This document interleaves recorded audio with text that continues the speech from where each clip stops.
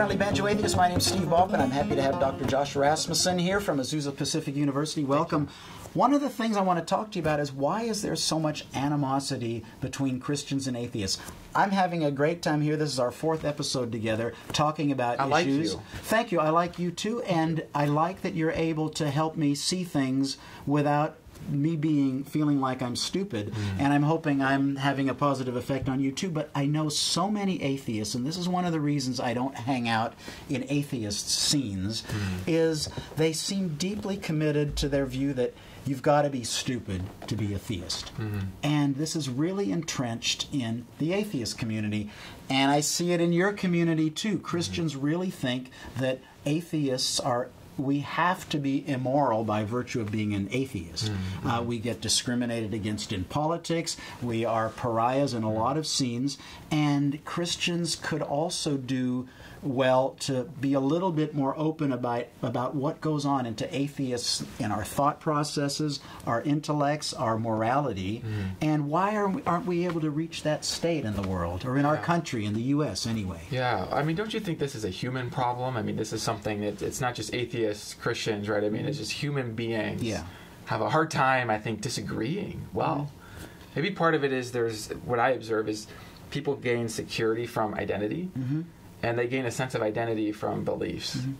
And so, I mean, you know, you have these labels, like I'm Christian, you're atheist. And so now we're under these identities, and maybe we even represent teams now.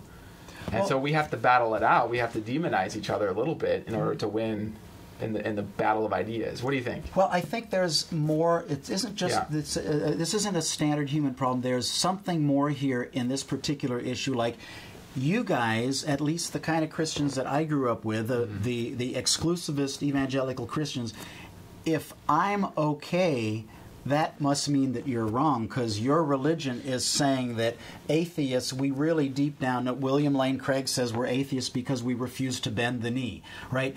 Unbelief isn't an intellectual issue, it's a moral issue. We hear this all the time in the atheist scene. So it seems like Christians have a theological stake in us atheists being morally culpable. And that probably creates a lot of the disagreement. And in the atheist camp, if you guys are right, we got hell to pay when we die, so we're digging our heels in too. So this isn't just the same as two tribes disagreeing. That's a good point. Well, you're right that theology also can exacerbate this, and there are different theologies that do that. Yeah. And I mean, I will say that William Lane Craig, I mean, I've heard him say that people are accountable for the light that they've been given, and they've been given different light.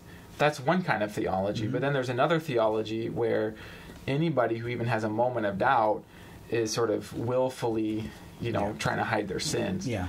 And I think that we tend to tell these stories to explain the disagreement. But in my experience, that story has to be too simple because it didn't describe me when I was doubting. And on the other side, there is this story of people who believe in God, that they can't be truth-first people. They can't be science first or evidence first. It's got to be really post hoc rationalizing. And that can't be right either, given I'm doing the best I can to get to truth. Well, do you still have doubts? I mean, do you sometimes lie awake at night looking at the ceiling saying, do I have this right? Sometimes I wonder, how could there be anything? How could there even be minds? Yeah. And then I become aware that there is something and there are minds.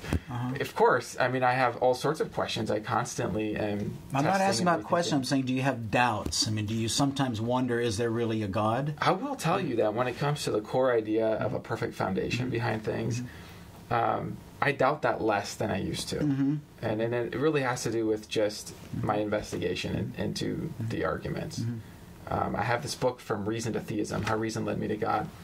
And I don't have the doubts quite like I used to. Yeah. So, I mean, I feel like in order to have intellectual integrity, I need to say something like, yeah, of course, we all have doubts. But I'm actually being very honest with you. Like, some things I feel like I've gotten pretty sure of, but I'm willing to be wrong. Okay. Yeah. Well, I appreciate your graciousness in the way you deal with me and the folks you deal with on your that means a lot to me. At your YouTube channel. You're very kind, and we need a lot more of that. I try to be kind on my Friendly Banjo Atheist channel, but sometimes people post really stupid comments that make me respond unkindly, and I usually feel bad afterwards. But this is the kind of discussion that if more people could have this, the world would be a better place. So thank you for being here. And we agree on that. We agree on that. Thank you, and thank you all for joining us. We'll see you down the road on Friendly Banjo Atheist. A Friendly Banjo Atheist production.